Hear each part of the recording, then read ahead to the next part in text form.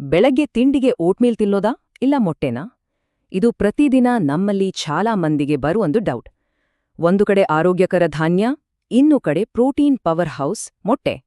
ಹಾಗಿದ್ರೆ ಈ ವೆರಡರಲ್ಲಿ ಯಾವುದು ನಮ್ಮ ದಿನವನ್ನ ಸೂಪರ್ ಆಗಿ ಸ್ಟಾರ್ಟ್ ಮಾಡೋಕೆ ಹೆಲ್ಪ್ ಮಾಡುತ್ತೆ? ಬನ್ನಿ ಆಜೆ ಈ ವಿಷಯವನ್ನ ಕ್ಲಿಯರ್ ಮಾಡ್ಕೊಳ್ಳೋಣ. ಇದು ಬರೀ ತಿಂಡಿಯ ಆಯ್ಕೆಯಲ್ಲ, ಇದೊಂದು ಅಸಲಿ ಹಣಾಹಣಿ ಅಂತಾನೆ ಹೇಳ್ಬೋದು.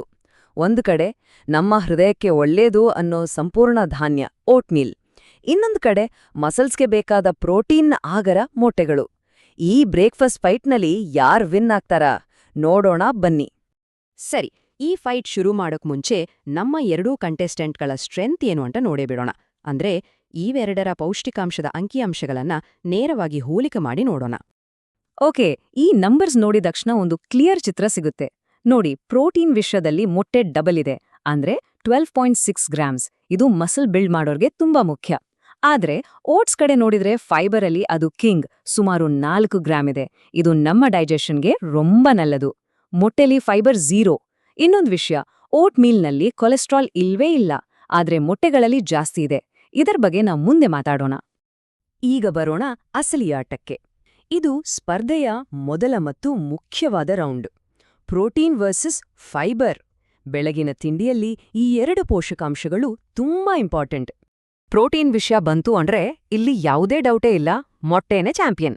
ಇದರಲ್ಲಿ ಬರೀ ಪ್ರೋಟೀನ್ ಜಾಸ್ತಿ ಇರೋದು ಮಾತ್ರವಲ್ಲ, ನಮ್ಮ ದೇಹಕ್ಕೆ ಬೇಕಾದ ಎಲ್ಲ 9 ಎಸೆನ್ಷಿಯಲ್ ಅಮೈನೋ ಆಸಿಡ್ಸ್ ಇವೆ. ಇದನ್ನ ಕಂಪ್ಲೀಟ್ ಪ್ರೋಟೀನ್ ಅಂತಾರೆ. ಇದು ಮಸಲ್ ರಿಪೇರ್ ಮತ್ತೆ ಬೆಳವಣಿಗೆಗೆ ಬೆಸ್ಟ್. ಆದ್ರೆ ಫೈಬರ್ ಕಥೆನೇ ಬೇರೆ. ಇಲ್ಲಿ ಓಟ್ ಮೀಲ್ ಕ್ಲಿಯರ್ ವಿನ್ನರ್. ಇದರಲ್ಲಿರೋ ಬೀಟಾ ಗ್ಲೂಕನ್ ಅನ್ನೋ ಸ್ಪೆಷಲ್ ಫೈಬರ್ ನಮ್ಮ ದೇಹದಲ್ಲಿರೋ ಕೆಟ್ಟ ಕೊಲೆಸ್ಟ್ರಾಲ್ ಕಡಿಮೆ ಮಾಡೋಕ್ ಹೆಲ್ಪ್ ಮಾಡುತ್ತೆ ಮತ್ತೆ ಬ್ಲಡ್ ಶುಗರ್ ಲೆವೆಲ್ನ ಕೂಡ ಕಂಟ್ರೋಲ್ನಲ್ಲಿಡುತ್ತೆ. ಇನ್ನೊಂದ್ ಕಡೆ ಮೊಟ್ಟೆಗಳಲ್ಲಿ ಫೈಬರ್ ಹುಡುಕಿದ್ರೂ ಸಿಗಲ್ಲ.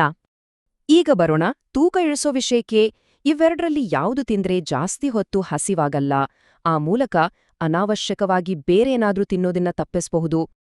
ಇಲ್ಲಿ ಸ್ವಲ್ಪ ಟಫ್ ಕಾಂಪಿಟಿಷನ್ ಇದೆ. ಮೊಟ್ಟೆ ತಿಂದ್ರೆ ಬ್ಲಡ್ ಶುಗರ್ ಸಡನ್ ಆಗಿ ಜಾಸ್ತಿ ಆಗಲ್ಲ, ಇದರಿಂದ ಎನರ್ಜಿ ಲೆವೆಲ್ ಸ್ಟೇಬಲ್ ಆಗಿರುತ್ತೆ, ಹಸಿವು ಕಂಟ್ರೋಲ್ ಆಗತ್ತೆ. ಇನ್ನೊಂದ್ ಕಡೆ ಓಟ್ಸ್ ಅಲ್ಲಿರೋ ಫೈಬರ್ ಹೊಟ್ಟೆನ ಫುಲ್ ಆಗಿಡುತ್ತೆ, ಇದರಿಂದ ದಿನಪೂರ್ತಿ ನಾವು ಕಡಿಮೆ ಕ್ಯಾಲೋರಿ ಸೇವಿಸ್ತೇವೆ. ಸೊ ಎರಡೂ ಕೂಡ ತೂಕ ಇಳಿಸೋಕೆ ತಮ್ಮದೇ ಆದ ರೀತಿಯಲ್ಲಿ ಸಹಾಯ ಮಾಡ್ತವೆ. ಬರೀ ಪ್ರೋಟೀನ್, ಫೈಬರ್ ಅಷ್ಟೇ ಅಲ್ಲ, ಇವೆರಡಕ್ಕೂ ತನ್ನದೇ ಆದ ಸ್ಪೆಷಲ್ ಹೆಲ್ತ್ ಬೆನಿಫಿಟ್ಸ್ ಇವೆ. ಜೊತೆಗೆ ಕೆಲವು ಡ್ರಾಬ್ಯಾಕ್ಸ್ ಕೂಡ ಇವೆ.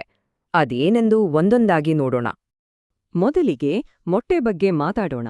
ಈ ಪುಟ್ಟ ಆಹಾರದೊಳಗಿನ ದೊಡ್ಡ ಪ್ರಯೋಜನಗಳು ಯಾವುವು? ಮೊಟ್ಟೆಗಳು ನಮ್ಮ ದೇಹದಲ್ಲಿ ಒಳ್ಳೆಯ ಕೊಲೆಸ್ಟ್ರಾಲ್ ಅಂದ್ರೆ HDL ಹೆಚ್ಚಿಸೋಕೆ ಹೆಲ್ಪ್ ಮಾಡುತ್ತೆ. ಇದು ಹೃದಯದ ಆರೋಗ್ಯಕ್ಕೆ ತುಂಬಾನೇ ನಲ್ಲದು.